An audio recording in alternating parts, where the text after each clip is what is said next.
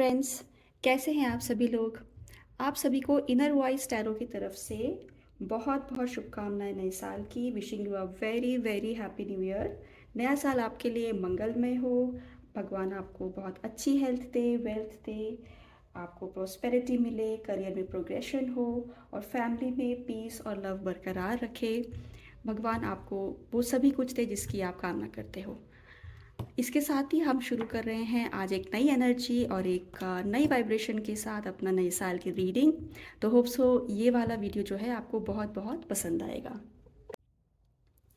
अभी इस साल 2025 में क्या स्पेशल है, क्या क्या होने वाला है, क्या क्या चीज़ें हमें ध्यान रखनी है, इस सब की आज हम चर्चा करेंगे। तो सबसे पहले, क्योंकि मैं टैरो के साथ साथ न्यूमरोलॉजी का भी एनालिसिस करती हूँ, आपको मैं जानकारी दे दूँ। वैसे आप सभी ने देख ही लिया होगा, आजकल इतनी सारी वीडियोस और इतने सारे एनालिसिस प्रेडिक्शंस आ रहे हैं टीवी पे कि 2025 मार्स की, है ना, मार्स प्लैनेट से संबंधित एनर्जी जो होती है उसका साल है। तो ये साल जो है इस पे प्रभाव, क्योंकि हर साल में जब हम उसको जोड़ते हैं तो एक अंक, एक नंबर निकलता है और उस अंक से रिलेटेड जो प्लैनेट होता है उसकी एनर्जी बहुत ज़्यादा जो है इम्पैक्ट रखती है उस साल के। अगर हम टोटली देखें तो 2025 is definitely a year of Mars planet. तो हमें इस तरह से कोशिश करनी चाहिए, क्योंकि जब भी हम बात करते हैं न्यूमरोलॉजी की या इवन एस्ट्रोलॉजी की भी, तो हम प्लैनेट्स के अकॉर्डिंग खुद के एक्शंस और इस तरह से कोशिश करते हैं कि वो सब प्लैनेट को फेवर करें। आपके सर्कमस्टांस, जो आपकी लाइफ की सिचुएशंस है वो फेवरेबल हो जाए। तो अगर हम बात करें मार्स प्लैनेट की, तो आप सभी को जानकारी होगी कि हमारे जो मंगल ग्रह हैं, मार्स प्लैनेट हैं, उसके जो डायरेक्टली उसको अगर फेवर में करना है तो उसके देवता है हमारे जो है राम भक्त हनुमान जी।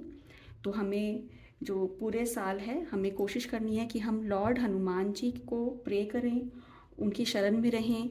और भी बहुत सारी चीज़ें जो हमें करनी है, जो हम वन बाय वन इस वीडियो में डिस्कस करेंगे। तो अगर मैं बात करूँ रेमेडीज़ की, तो ये तो आप सभी को पता है और आप सुन भी रहे होंगे कि हमें हनुमान जी की प्रेयर्स करनी है ना, हमें हनुमान चालीसा का पाठ करना है। लेकिन अगर आप हनुमान जी को प्रसन्न करना चाहते हैं तो हम सभी जानते हैं कि हम हनुमान जी का जब भी नाम लेते हैं तो उनसे पहले हम श्री राम का नाम लेते हैं, उनका जयकारा लगाते हैं, है ना। तो आपको उनके साथ साथ हरि नाम का भी जप करना है, श्री राम की भी पूजा अर्चना करनी है। तो ज़रूर मतलब ये ज़रूरी होगा कि फिर आपको हनुमान जी की कृपा प्राप्त हो जाए। तो आपको श्री राम का नाम जाप करना है प्रतिदिन, अगर हो सके अपने सामर्थ्य के अनुसार। अगर आपके पास समय है, आप इतना कर सकते हैं जाप, तो डेली आपको प्रतिदिन 108 बार जो है श्री राम जी का जाप आप कर सकते हैं। या उनके मंत्र हैं, बहुत सारे मंत्र हैं उनके। एक बहुत पॉपुलर मंत्र है, वो आपको मैं बताती हूँ, जिसे कहा जाता है कि आ, जब शिव जी जब अपने ध्यान में मग्न थे, उनको जो है विष्णु सहस्त्र नाम का वो जाप कर रहे थे। एक बहुत ही प्रचलित कथा है ये। तो पार्वती जी ने उनसे पूछा कि वो आप उनका पहले इंतज़ार कर रही थी और इंतज़ार करते करते जब बहुत अधिक समय लगा है तो उन्होंने पूछा कि प्रभु आप क्या कर रहे हैं। तो उन्होंने जवाब दिया कि भाई विष्णु सहस्त्र नाम का पाठ जो है मैं समाप्त करके आपके साथ आऊँगा।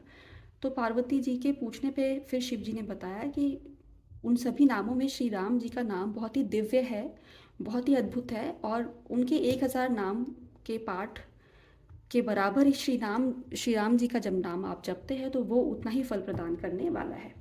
तो एक बहुत ही फेमस मंत्र है, आपने सुना भी होगा, श्री राम राम रामेति रमे रामे मनोरमे सहस्र नाम तातुल्यम राम नाम वरानने।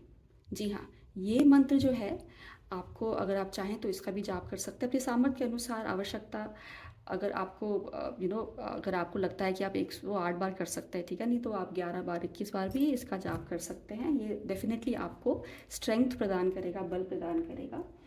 आप मंगलवार और शनिवार को भी हनुमान जी का दिन माना जाता है। आप इस दिन मंदिर जाइए, वहाँ पे आप पूजा अर्चना कीजिए, आप अपने परिवार की खुशहाली के लिए प्रार्थना कीजिए। आप मंगलवार को हो सके तो आप, चूँकि मार्स की एनर्जीज जो होती हैं वो लाल रंग से डिनोट की जाती हैं, तो red colour is the colour associated with the energy of Mars planet. तो आप उस दिन बहुत ही फेमस एक रेमेडी है, जो आप लाल मसूर की दाल जो होती है हम सभी के घरों में होती है, उसको आप डोनेट करेंगे तो मार्स आपको फेवरेबल जो है बनने लग जाएगा, आपके अनुकूल होने लग जाएगा, आपको फेवरेबल रिजल्ट्स प्रदान करेगा।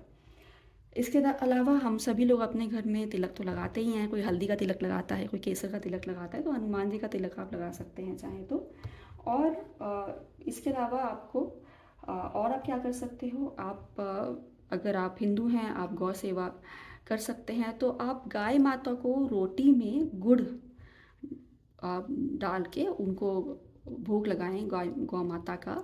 वो भी आपको, ये मंगलवार के दिन आप कर सकते हैं, इतवार के दिन भी कर सकते हैं। इसका जो है बेनिफिट है। और गाय को तो वैसे भी आपको प्रतिदिन, अगर आपके क्षेत्र में वो अवेलेबल है, क्योंकि हर जगह सब मेरे क्लाइंट्स कहते हैं कि नहीं मिलती गौ माता, तो अगर आपको अवेलेबल है तो गौ सेवा भी कर सकते हैं। गुड़ आप उनको खिलाइए, बहुत अच्छा माना जाता है ये प्लांट फेवरेबल करने के लिए। आप मंगलवार को अगर हो सके तो सात्विक आहार लीजिए, लहसुन, प्याज, मांस, मदिरा, ये सब चीज़ें मत लीजिए, जो कि बहुत सात्विक एनर्जी होती है। जब हम हनुमान जी के शरण में जाते हैं, हमें जितना हो सके सात्विक व्यवहार करना चाहिए, अपना आचरण अच्छा रखना चाहिए, तो ज़रूर आपको उनकी कृपा प्राप्त होगी। इसके साथ ही आपको व्यायाम में अपने आप को समय देना है कि आप व्यायाम कर सकें। व्यायाम बहुत ज़रूरी है, पसीना बहाना है। चूँकि बुद्धि और बल के देवता हैं हनुमान जी, तो आपको अपना बल भी बढ़ाना होगा। उनकी कृपा प्राप्त करने के लिए आपको मेहनत करनी होगी, व्यायाम करना होगा, खुद को जो है परिश्रम में आपको युक्त करना होगा। जी हाँ। और ऐसा देखा गया है कि जब भी मार्स की एनर्जीज एक्टिवेट होती है ना, तो कुछ ना कुछ आदमी को क्रोध थोड़ा अपने आप आदमी का बढ़ जाता है। इंसान थोड़ा सा क्रोधी स्वभाव का हो जाता है। तो आपको अपने मन को शांत रखना है। जी हाँ, आपको बेवजह बहस नहीं करनी, लड़ाई झगड़ा नहीं करना, किसी भी तरह की बहस से बचना है आपको। मन में आपके सेवा भाव होने चाहिए। जी हाँ, जैसे कि हमारे राम भक्त हनुमान जी हैं, उनके मन में सिर्फ और सिर्फ सेवा भाव का भाव रहता है अपने प्रभु श्री राम के लिए। तो वैसे ही आपको वही अपने मन में वही आचरण अगर आप लाएं तो आपके लिए बहुत अच्छा होगा। सेवा भाव सेल्फलेस होना चाहिए, आपको उससे कोई मतलब नहीं होना चाहिए, उससे कोई एसोसिएटेड बेनिफिट का नहीं होना चाहिए आपके मन में भाव। आपको सेल्फलेस सेवा करनी है। ज़रूरी नहीं है कि आप पैसों से ही सेवा कीजिए, आप अपने मन के भाव से, आप अपने टाइम किसी को दे सकते हैं सेल्फलेसली। आप अपने रिसोर्सेज, आप में कोई टैलेंट है, जैसे फॉर एग्जांपल आपके पास पैसे आप नहीं खर्च कर सकते हैं, तो आप सेवा कर सकते हैं किसी की। आप कोई आपके आस पड़ोस में बच्चा है, उसको एजुकेट कर सकते हैं, पढ़ाई कर सकते हैं, अपना टाइम स्पेंड कर सकते हैं किसी बुज़ुर्ग के साथ।